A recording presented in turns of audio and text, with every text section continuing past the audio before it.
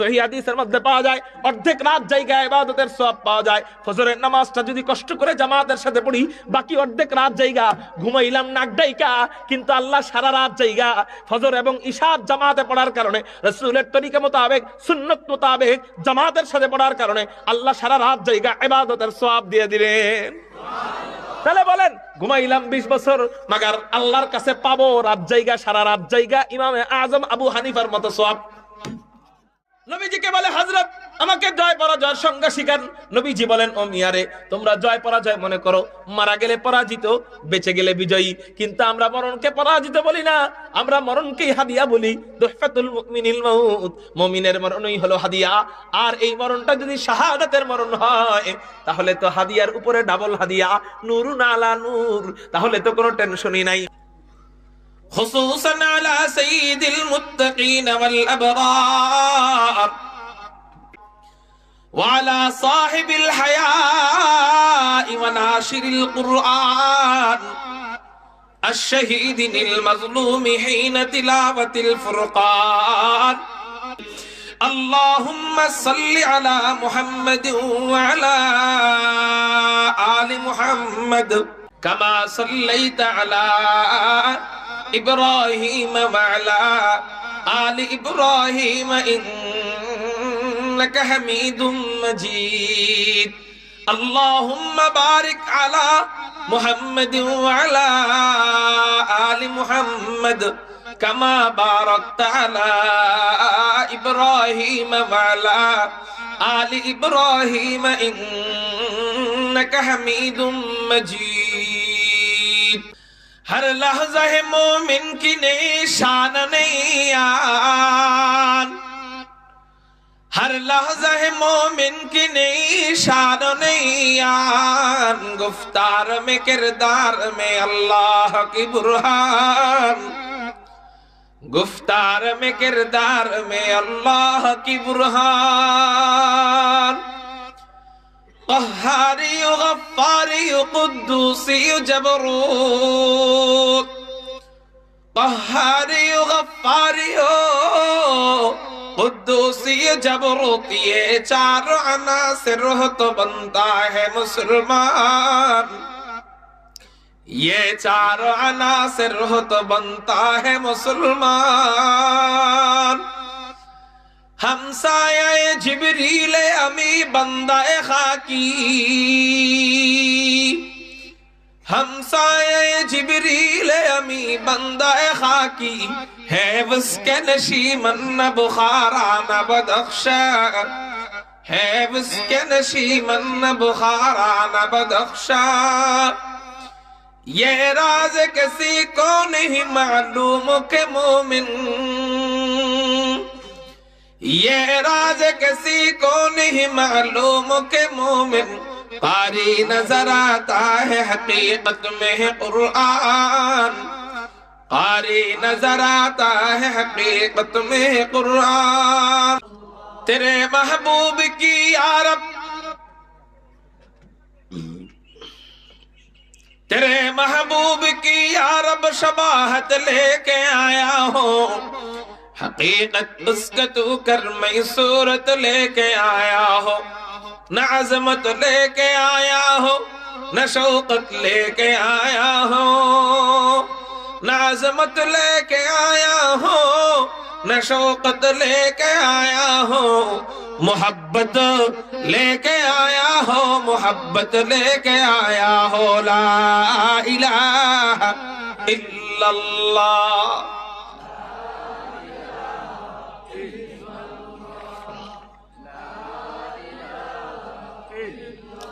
ला इलाहा इल्लल्लाह मुहम्मदुर रसूलुल्लाह सल्लल्लाहु अलैहि वसल्लम।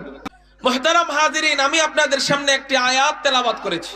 আল্লাহ পাক রব্বুল আলামিন পবিত্র কুরআনুল কারীমের মধ্যে বলেন, আউযু বিল্লাহি মিনাশ শাইতানির রাজীম, বিসমিল্লাহির রহমানির রহিম। ইন্নাল্লাযীনা আমানু ওয়া আমিলুস সালিহাতি কানাত লাহুম জান্নাতুল ফিরদাউসি নুজুলা খালিদিনা ফীহা লা ইয়াবগুনা আনহা হিওয়ালা। আল্লাহ বলেন নিশ্চয়ই যারা ঈমান এনেছে এবং নেক আমল করেছে, এই দুই কাজ যারা করেছে তাদের জন্য পুরস্কার আমি আল্লাহর পক্ষ থেকে, কানাত লাহুম জান্নাতুল ফিরদাউসি নুজুলা, তাদের জন্য প্রস্তুত রয়েছে জান্নাতুল ফিরদাউস। চিৎকার দিয়ে বলেন সুবহানাল্লাহ। মুহতারাম হাজিরিন, আল্লাহ আমাদেরকে জান্নাত তো জান্নাত দিবেন, কত বড় জান্নাত, বলে সবচেয়ে বড় জান্নাত 8 জান্নাতের বড়টা, যেই জান্নাতের নাম হলো জান্নাতুল ফিরদাউস। ওই জান্নাত কোথায়? বলে আল্লাহর সবচেয়ে, আল্লাহ পাকের আরশের সবচেয়ে কাছাকাছি ওই জান্নাত, সেই জান্নাতের নাম জান্নাতুল ফিরদাউস। ওই জান্নাত কোথায়? ওই জান্নাতটা আল্লাহ পাকের কাছে, শুধু কি তাই? বলে না। আরশের কাছে, শুধু কি তাই? বলে না। বলে ওই জান্নাতের ছাদ কোনটা? বলে ওই জান্নাতের ছাদ হলো স্বয়ং আল্লাহ পাকের আরশে আজিম। ওই জান্নাত আল্লাহ আমাদেরকে দান করবেন।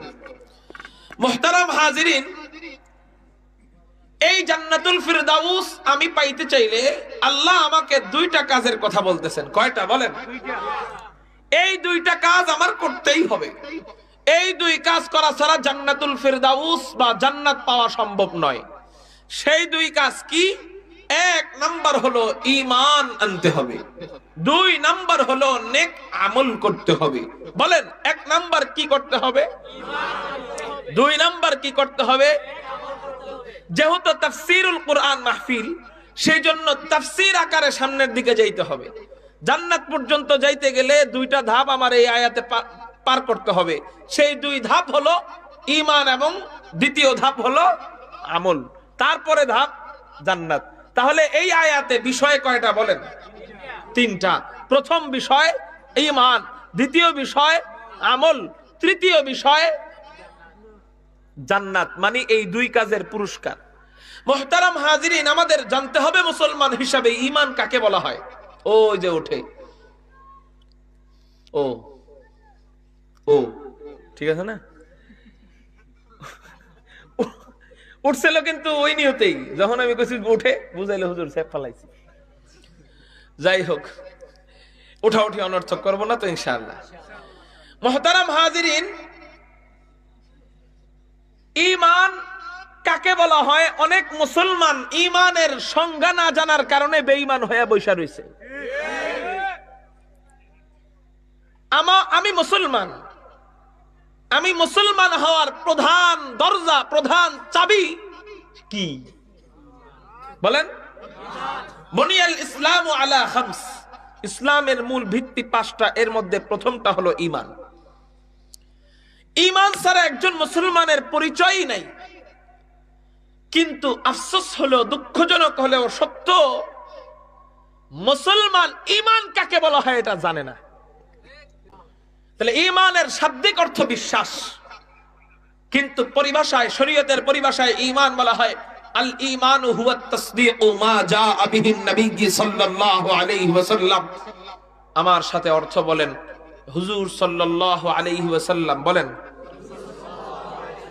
আল্লাহর পক্ষ থেকে যা কিছু নিয়ে এসেছেন সবগুলা বিষয়কে হুবহু বিশ্বাস করার নাম ঈমান। তাহলে কি, সহজ ভাবে বলি, একজনে আরেকজনের থেকে একটা জিনিস নিয়ে আসছে, ওইটারে হুবহু বিশ্বাস করার নাম। তাহলে বুঝলেন তো বিষয়টা? তাহলে শোনাইতে পারবেন, আগে নবীজির নাম, পরে আল্লাহর নাম, এরপর যা নিয়ে আসছে ওটারে বিশ্বাসের নাম ঈমান। বলেন, হুজুর সাল্লাল্লাহু আলাইহি ওয়াসাল্লাম আল্লাহর পক্ষ থেকে যা কিছু নিয়ে এসেছেন সবকিছু হুবহু বিশ্বাস করার নাম ঈমান। বলেন তো সবাই।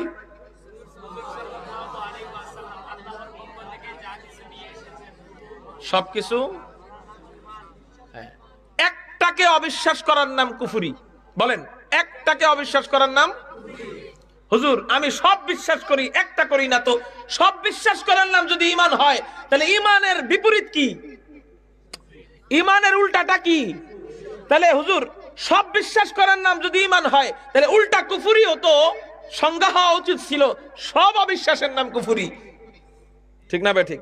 কিন্তু সব অবিশ্বাসের নাম কুফরি না, একটা অবিশ্বাসের নাম কুফরি। আর এদিক দিয়া একটা বিশ্বাসের নাম ঈমান নয়, সবগুলা বিশ্বাসের নাম আর কুফরি।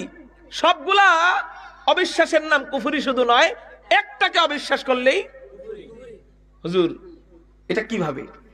উত্তর, ওযু করার ফরজ কয়টা? ওযুর ফরজ কয়টা?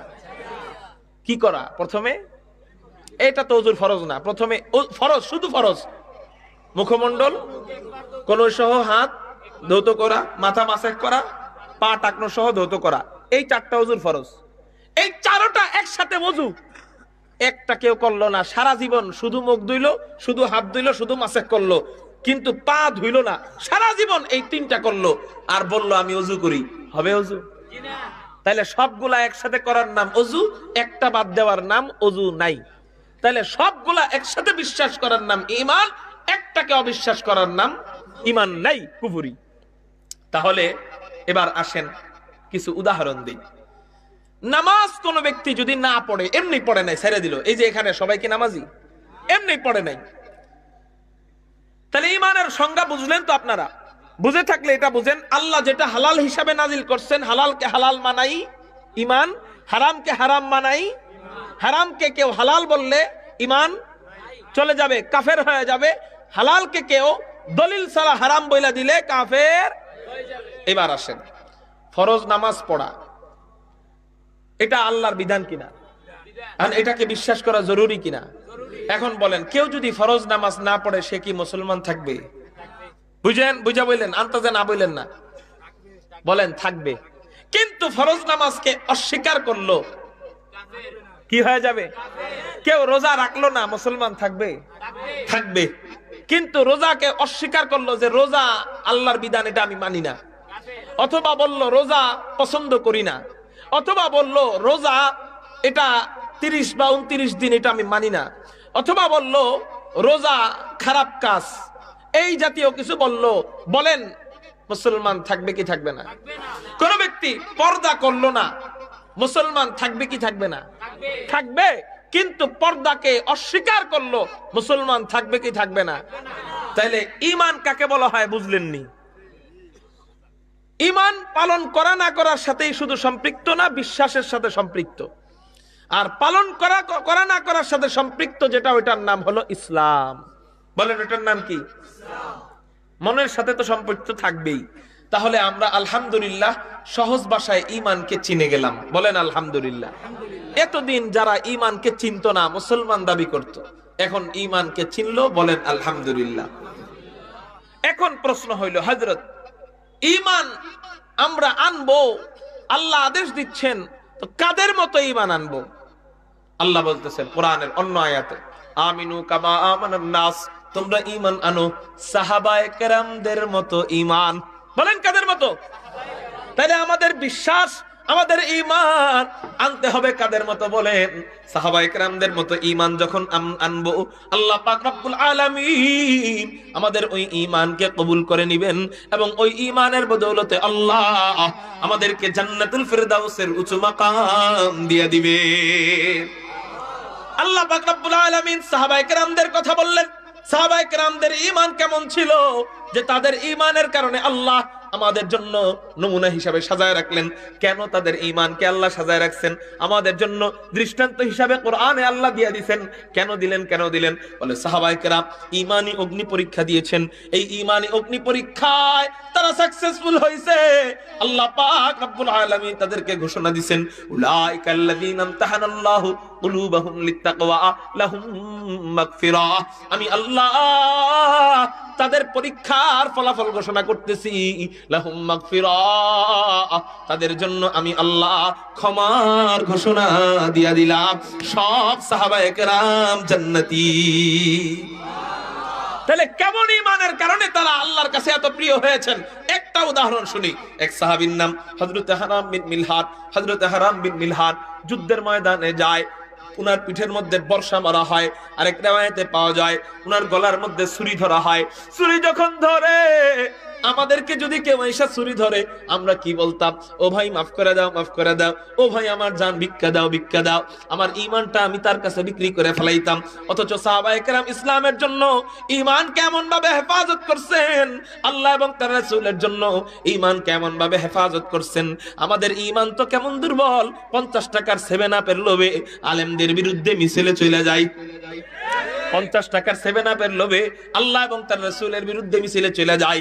কিন্তু সাহাবায়ে কেরামদের ঈমান কেমন ছিল? আল্লাহু আকবার, আল্লাহু আকবার। 50 টাকা তো দূরে থাক, জীবন নিয়ে নেয়, গলার মধ্যে ছুরি ধরে।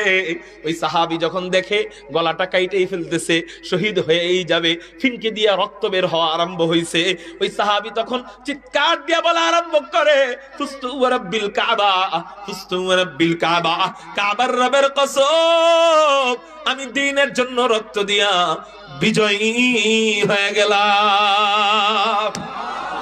ওই সাহাবী মারা যাওয়ার সময় নিজেকে বিজয়ী বলে।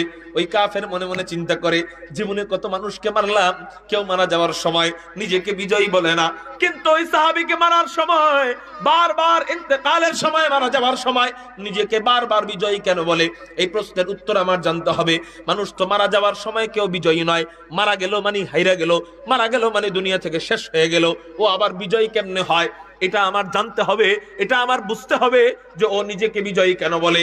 এক সাহাবীর সাথে সাক্ষাৎ হয়, জিজ্ঞাসা করে, ভাই তোমাদের এক ভাইকে আমি হত্যা করলাম। ও মারা যাওয়ার সময় বারবার বলে, ফুস্তু ওয়া রাব্বিল কাবা, ফুস্তু ওয়া রাব্বিল কাবা, কাবার রবের কসম আমি দ্বীনের জন্য রক্ত দিয়া বিজয়ী হয়ে গেলাম। ও ভাই তুমি আমাকে এর ব্যাখ্যা দাও, ও মারা যাবার সময় নিজেকে বিজয়ী কেন বলে? ওই সাহাবী বলে, এর উত্তর আমি নয়, চলো তোমাকে নিয়ে যাই হাদিয়ে কুল ফখরে রাসূল ইমামুল আম্বিয়া সাইয়্যিদুল আম্বিয়া সাইয়্যিদুল খালায়েক আহমদে মুজতাবা মুহাম্মাদুর রাসূলুল্লাহ বলেন না সাল্লাল্লাহু আলাইহি ওয়াসাল্লাম। নবীজির কাছে নিয়ে যাওয়া হয়। যাওয়ার পরে বলে, নবীজিকে বলে, হযরত আমাকে জয় পরাজয়ের সংজ্ঞা শিখান। নবীজি বলেন, ও মিয়ারে তোমরা জয় পরাজয় মনে করো, মারা গেলে পরাজিত, বেঁচে গেলে বিজয়ী, কিন্তু আমরা মরণকে পরাজিত বলি না, আমরা মরণকেই হাদিয়া বলি। তুহফাতুল মুমিনিল মাউত, মুমিনের মরণই হলো হাদিয়া। আর এই মরণটা যদি শাহাদাতের মরণ হয় তাহলে তো হাদিয়ার উপরে ডাবল হাদিয়া, নূরুন আলা নূর, তাহলে তো কোনো টেনশনই নাই। এবার ওই সাহাবী, ওই কাফের, প্রথমে কাফের ছিল পরে সাহাবী হইছে, ওনার নাম জাব্বার। ওই কাফের বলে, হযরত আমার আর বুঝতে বাকি নাই, আমারে তাড়াতাড়ি কালেমা পড়ায়া মুসলমান বানায়া দেন। আশহাদু আল্লা ইলাহা ইল্লাল্লাহ ওয়া আশহাদু আন্না মুহাম্মাদার রাসূলুল্লাহ। ও মেরে মুহতারাম ভাইও, কেমন ঈমান ছিল তাদের যে গলার মধ্যে ছুরি ধরে জবান দিয়া কান্নার আওয়াজ বের হয় না, জবান দিয়ে সিলিন্ডারের আওয়াজ বের হয় না, জবান দিয়ে পরাজয়ের আওয়াজ বের হয় না, জবান দিয়ে বের হয় ফুস্তু ওয়া রাব্বিল কাবা, কাবার রবের কসম আমি রবের জন্য জীবন দিয়া কামিয়াব হয়ে গেলাম। এই হলো ঈমান। আল্লাহ বলেন, এই ঈমানে আমি এত খুশি হইছি, ও উম্মতেরা তোমরাও যখন ঈমান আনবা আমার সাহাবায়ে, আমার নবীর সাহাবীদের মতো ঈমান আনো। এমন ঈমান আনতে পারবেন কারা কারা যে কঠিন মুহূর্তে ঈমানকে বিক্রি করব না? আল্লাহু আকবার বলে দুই হাত আল্লাহকে দেখান। পারবো তো ইনশাআল্লাহ? হাত নামা, হাত নামা। আল্লাহ আমাদের ঈমানকে হেফাজত করবার তৌফিক দান করুক, বলি আমিন। মেরে মুহতারাম ভাইও, এখন প্রশ্ন হইল, হযরত সাহাবায়ে কেরামের জামানায় ঈমানকে হেফাজত করা সহজ ছিল, তখন এত মোবাইলের জামানা ছিল না, ফিতনা ফাসাদ ছিল না, টিভি সিনেমা ছিল না। এখন তো দাজ্জালের যুগ আসতেছে, যত সামনের দিকে যাব তত ফিতনা। এত ফিতনার মাঝে আমার ঈমানকে সাহাবায়ে কেরামের মতো মজবুত রাখবো কিভাবে? প্রশ্ন জাগে কি জাগে না? এই ঈমান মজবুত ছাড়া কিন্তু আমার কোনো গতি নাই। ঈমান মজবুত হওয়া ছাড়া আমার কোনো গতি নাই, কারণ ঈমান হলো জান্নাতের চাবি। ঈমান কিসের চাবি? এক হাদিসে আসছে নামাজ জান্নাতের চাবি, আর এক হাদিসে আসছে ঈমানও জান্নাতের চাবি। তাইলে আমরা বলতে পারি ঈমান হলো জান্নাতের প্রধান চাবি, ঈমান জান্নাতের প্রধান চাবি। আর নামাজ হলো জান্নাত বড় হওয়ার চাবি, ঈমান হলো জান্নাতে ভর্তি হওয়ার চাবি, ঈমান হলো জান্নাত মঞ্জুর হওয়ার চাবি, আর নামাজ আর নেক আমল হলো জান্নাত বড় হওয়ার চাবি। কথাটা বুঝতে পারছেন? মুহতারাম হাজিরিন, ঈমান ছাড়া দাজ্জালের ফিতনা থেকেও মানুষ বাঁচতে পারবে না। ঈমান ছাড়া মোবাইলের ফিতনা থেকেও বাঁচা সম্ভব নয়, ঈমান ছাড়া টিভি সিনেমার ফিতনা থেকেও বাঁচা সম্ভব নয়, ঈমান ছাড়া বর্তমানে স্কুল কলেজে নাস্তিক্যবাদ শিক্ষা ঢুকানো হচ্ছে। প্রকৃত ঈমান না ঢুকাইলে ওই শিক্ষা থেকেও বাঁচা সম্ভব নয়। দুর্বল ঈমানদাররা সন্তানরে ওই বান্দরতন্ত্রের শিক্ষার দিকে পাঠায় দেয়। আল্লাহ আমাদেরকে সাহাবায়ে কেরামদের মতো ঈমান আনবার তৌফিক দান করুক। হুজুর আপনার ওয়াজ দিছে জান্নাত নিয়া, আপনি ঈমান নিয়ে ওয়াজ করতেছেন কে? এই মিয়া, ওয়াজ দিছে জান্নাত নিয়া, তারপরে আয়াত দিছে না একটা, এই আয়াত নিয়ে আমার তাফসির করতে হইব না? এই আয়াতের প্রথম শব্দের তাফসির গেল সংক্ষিপ্ত ঈমান, এরপরে হলো নেক আমল, এরপরে জান্নাত। জান্নাত বহু দূরে আছে, আগামী বছর। এখন শুনেন, এদিকে খেয়াল করেন, আমার দিকে খেয়াল করেন। ওয়াজটা কি আপনাকে ঈমান নিয়ে ওয়াজ খারাপ লাগতেছে? ঈমান মুসলমানদের মজবুত করা দরকার আছে না নাই? এখন প্রশ্ন হইল, হযরত সাহাবায়ে কিরামদের মতো মজবুত ঈমান এই ফিতনা ফাসাদের জামানায় আনবো কিভাবে? উত্তরটা জানার দরকার আছে নি নাই? সাহাবায়ে কেরামের মতো মজবুত ঈমান এই ফিতনা ফাসাদের জামানায় আনার পদ্ধতি আল্লাহ কোরআনের মাঝে আমাদেরকে শিখিয়ে দিচ্ছেন। সেটা হলো, যেখানেই আল্লাহ আমানু আনছেন সেখানেই আল্লাহ তার পাশে নেক আমল আনছেন। কি আমল? জোরে বলেন, কি আমল? আল্লাযীনা আমানু ওয়া আমিলুস সালিহাত মান আমিলা সালিহাম মিন যাকারিন আও উনসা ওয়া হুয়া মুমিন। ঈমানের পাশে নেক আমল। এখানে আমার আয়াত ইন্নাল্লাযীনা আমানু ওয়া আমিলুস সালিহাত, ঈমানের পাশে নেক আমল। জোরে বলেন। তার মানে আল্লাহর কোরআনের সাজানোর মধ্যেও তো কোনো না কোনো হিকমত আছে। কোরআনের শব্দ বলি আগে পরে আনার ভিতরেও তো কোনো না কোনো হিকমত আছে। এক শব্দের সাথে আরেক শব্দ প্রত্যেক আয়াতে আনার কারণেও, আনার পিছনেও তো কোনো না কোনো হিকমত আছে। এখানে ঈমানের পাশাপাশি নেক আমল আল্লাহ কেন আনলেন? সব আয়াতেই যেখানে ঈমান আনেন সেখানেই আল্লাহ নেক আমলকে হাজির কেন করেন? উত্তর হলো, ও বান্দারা, তোমরা যদি ফিতনা এবং ফাসাদের জামানায়, কত ফিতনার জামানা আসবে, দাজ্জালের তো বড়, দাজ্জালের চেয়ে বড় ফিতনার জামানা তো আমি আল্লাহ রাখি নাই। ওই জামানায়ও যদি তুমি পড়ো, তুমি যদি ঈমানকে হেফাজত করো, সাহাবায়ে কেরামদের মতো মজবুত করো, আমি আল্লাহ তোমাকে পথহারা করব না, আমি আল্লাহ তোমাকে বিজয় দান করব, তোমাকে জান্নাতের আলা মাকাম দান করব।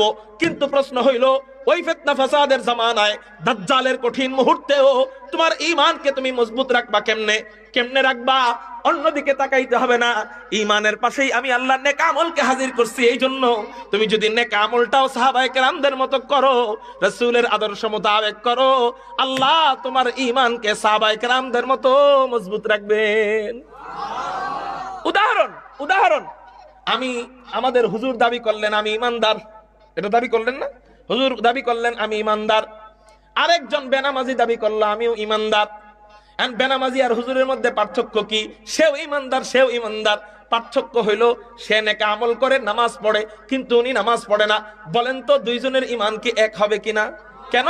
সে নেক আমলের কারণে, নামাজের কারণে যখন জিনার কাছে যাবে, বলবে হায় হায় আমি তো নামাজ পড়ি, আমার ঈমান আমার সাথে, জিনা করা যাবে না। যখন চুরি করবে, বলে না না আমি তো নামাজ পড়ি, আমি তো নামাজি, চুরি করা যাবে না। যখন নাইট ক্লাবে যাবে, হায় হায় আমি তো নামাজি, আমি আমি আমি নাইট ক্লাবে যাইতে পারবো না।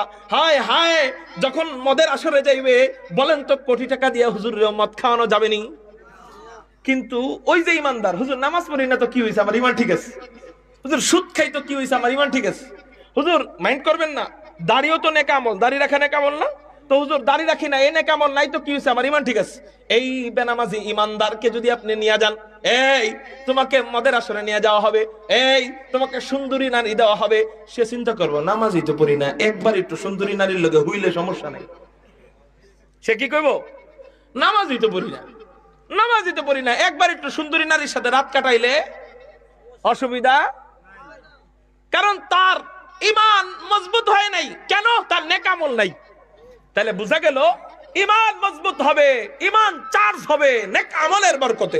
বলেন, ঈমান চার্জ হবে কিসের বরকতে? তাহলে আমার ঈমানকে সাহাবায়ে কেরামদের মতো চার্জ ওয়ালা ঈমান বানাইতে চাইলে আমার একটা চার্জারের দরকার আছে। ওই চার্জারের নাম হলো এখন প্রশ্ন হইল, হযরত নেক আমল কাকে বলে? উত্তর, রাসূলের আদর্শ মোতাবেক প্রতিটা কাজ করার নাম হলো নেক আমল। বলেন, কার আদর্শ মোতাবেক? রাসূলের আদর্শ মোতাবেক প্রতিটা কাজ করার নাম হলো নেক আমল। বলেন আমার এই আয়াতে বিষয় কয়টা? এক নাম্বার বিষয় কি? ঈমান নিয়ে কথা কিছুটা গেছে। দুই নাম্বার বিষয় কি? এই নেক আমল নিয়ে চলতেছে। হযরত নেক আমল কাকে বলা হয়? রাসূলের কথা মতো, রাসূলের আদর্শ মতো আমল করাকে নেক আমল বলে। সেটা দুনিয়ার কাজ হোক আর আখিরাতের কাজ হোক। দুনিয়ার কাজ যেমন, খেয়াল করেন, আপনি ঘুমাইতে গেলেন, ঘুমে কোনো সওয়াব আছে? এই বলেন, ঘুমে কোনো সওয়াব আছে? ঘুমে আলাদা ঘুমে কোনো সওয়াব আছে যে 1 ঘন্টা ঘুমাইলে এত সওয়াব, 2 ঘন্টা ঘুমাইলে এত সওয়াব? এমন আছে? নাই, নাই। এটা দুনিয়ার কাজ। কিন্তু আপনি যদি ঘুমের শুরুতে একটু সুন্নতটা মিলায় দেন, রাসূলের আদর্শটা মিলায় দেন, একটু আপনি কি পড়েন? এই ঘুমের দোয়াটা পড়েন, আল্লাহুম্মা, বলেন খুব সিওয়াল খাওয়াইস না, বিসমিকা আমুত ওয়া আহইয়া। এরপরে একটু কষ্ট করে ডান কাঁধে ঘুমান, তাহলে দোয়া পড়তে 5 সেকেন্ড, ডান কাত হইতে 2 সেকেন্ড, কয় সেকেন্ড? 7 সেকেন্ড। এরপরে ঘুমায় যাওয়ার পরে যে কাত মনে চাও এই কাত হন। ঘুমায় যাওয়ার পরে তার খবর আর নাই। ওটা আল্লাহ ধরবে না, কারণ ওটা আপনার ইচ্ছায় না। এরপর ঘুম থেকে উঠার পরে 5 সেকেন্ডে দোয়াটা পড়েন, আলহামদুলিল্লাহিল্লাযী আহইয়ানা বাদামা আমাতানা ওয়া ইলাইহিন নুশুর। 5 সেকেন্ড, আগে 7 সেকেন্ড, পরে 5 সেকেন্ড, মোট 12 সেকেন্ড। এই 12 সেকেন্ডের সুন্নতটা পালন করে আপনি ঘুমান। কোন ব্যক্তি 60 বছর বেঁচে থাকলে জরিপ করে বিজ্ঞান দেখেছে, প্রতিদিন যদি 8 ঘন্টা মানুষ ঘুমায়, সব মিলায়া ঘুম হয় 20 বছর। 60 বছর ঘুমাইলে ঘুম হয় কয় বছর? 60 বছর জীবিত থাকলে ঘুম হয় কয় বছর? 20 বছর। এবং পড়ালেখা 10 বছর, গেল 30 বছর। ব্যবসা বাণিজ্য সব মিলাইয়া 10 বছর, গেল 40 বছর। 5 বছর টয়লেট করা, 5 বছর খাবার দাবার খাওয়া, গেল 50 বছর, রইল 10 বছর। এই 10 বছরে দুনিয়ার আরো তো কাজ আছে। কি কাজ? কয় বন্ধুদের সাথে আড্ডা দেওয়া, মোবাইল কিছুক্ষণ চালানো, কতক্ষণ গল্প গুজব করা, কতক্ষণ বাহিরে হাওয়া খাইতে যাওয়া। এরপরে আরো তো বহু কাজ আছে। এই সমস্ত কাজ বালেগ ঐতিহ্য লাগে 12 বছর। এই বালেগটাও 10 বছরের ভিতরেই ধরেন না কেন, তাহলে তার রইল কই নেক আমলের বয়স? ঘুমে চলে গেল 20, খাওয়ায় চলে গেল 5, পড়ালেখায় চলে গেল 10, ব্যবসায় চলে গেল 10, চলে গেল 45, টয়লেটে চলে গেল 5, চলে গেল 50, কাপড় ধোয়া, গোসল, অজু, এগুলাতে চলে গেল 5, চলে গেল 5-50, আর 5 গল্প গুজব অবসর সব মিলাইয়া চলে গেল 60। সে নেক আমল করলো কই? হুজুর তাহলে কি সব বাদ দিয়ে দিব নাকি? কয় না, কিছুই বাদ দেওয়ার দরকার নাই। আল্লাহ আমার নবীকে রহমত ওয়ালা নবী বলছেন কেন? এই জন্যই বলছেন, আমাদের হায়াত কম, কিন্তু রাসূলের তরিকা মোতাবেক যদি আমরা সব কাজ করি, সমস্ত কাজগুলাকে আল্লাহ নেক আমল বানায় দেয়।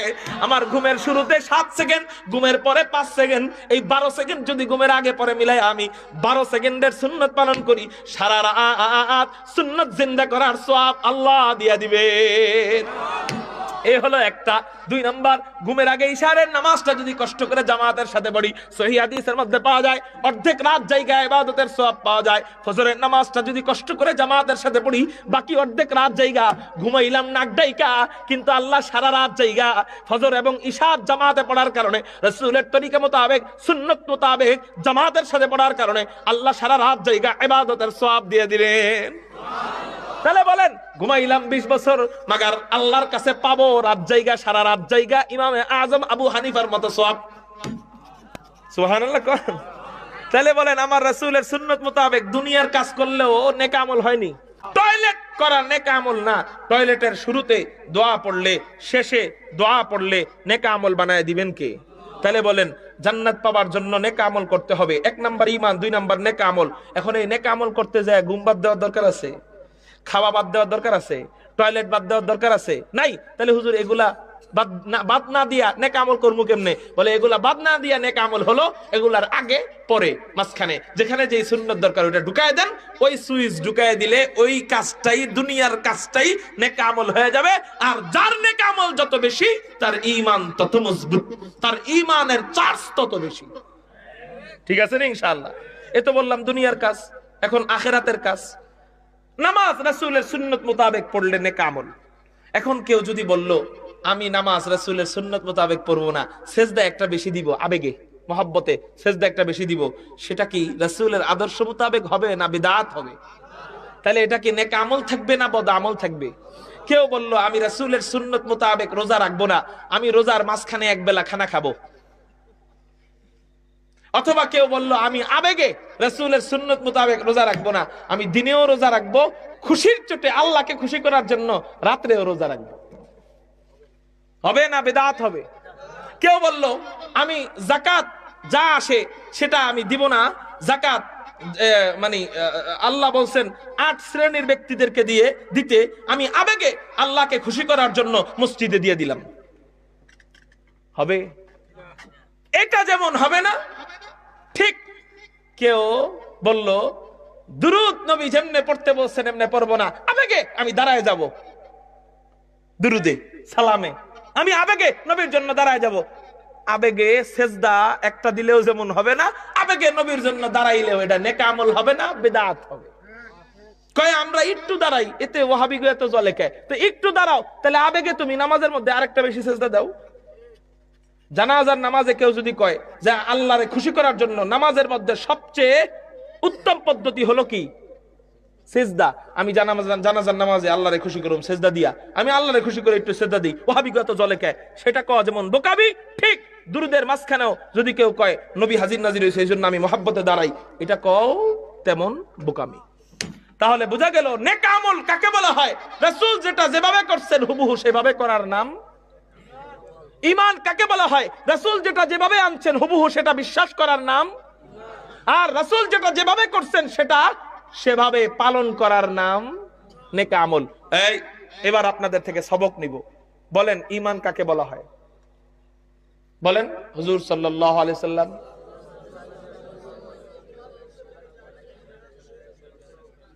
নবীজি আল্লাহর থেকে যা নিয়ে এসেছেন হুবহু বিশ্বাস করার নাম ঈমান। আর আল্লাহর থেকে যা আনছেন নবীজি হুবহু নবীর তরিকা মোতাবেক করার নাম। এক প্রশ্ন। এখন আপনাদেরকে শুরুর থেকে প্রশ্ন করব শেষ পর্যন্ত, পুরাটা ক্লাসের কি শিখলেন দেখি। 1 নাম্বার ঈমান কাকে বলা হয় বললেন, 2 নাম্বার নেক আমল কাকে বলা হয় বললেন। এখন প্রশ্ন, ঈমান কাদের মতো আনবো? 2 নাম্বার প্রশ্ন। 3 নাম্বার প্রশ্ন, ঈমান আনতে গেলে ঈমান সাহাবায়ে কেরামদের মতো ফিতনা ফাসাদের জামানায় মজবুত, সাহাবায়ে কেরামদের মতো মজবুত রাখতে গেলে ঈমানের জন্য কিসের দরকার আছে? যার আমল যত বেশি তার নেক আমল তত না, যার নেক আমল যত বেশি তার ঈমান তত মজবুত। মনে থাকবেন ইনশাআল্লাহ। এই ঈমান এবং নেক আমল এই দুইটা যদি আমরা করি তাহলে আল্লাহ আমাকে আপনাকে জান্নাতুল ফিরদাউস দান করবেন। আমার যেই আয়াত দিল এই আয়াতের অর্ধেক আজকে বললাম, আল্লাহ দিলে আপনাকে আগামী বছর জান্নাতে ঢুকাই দিবনে। আল্লাহ যেই কথাগুলো বললাম আমাদেরকে বুঝবার আমল করবার তৌফিক দান করুক, আমিন।